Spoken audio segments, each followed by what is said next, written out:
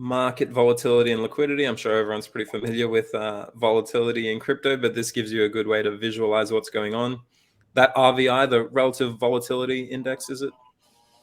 Yeah, so what we have here is the price volatility and then the relative volatility index. So for those who are maybe a little bit more advanced to understand finance and trading and whatnot, the relative volatility index might make a little bit more sense to them.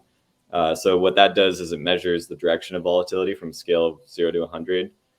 Projects who have over 50 score are a little bit more volatile to the upside, and then below 50, a little bit more volatile to the downside. So here we see PancakeSwap is right at a 46, so really kind of middle of the pack, not necessarily kind of biased towards the upside or the downside. Pretty neutral there.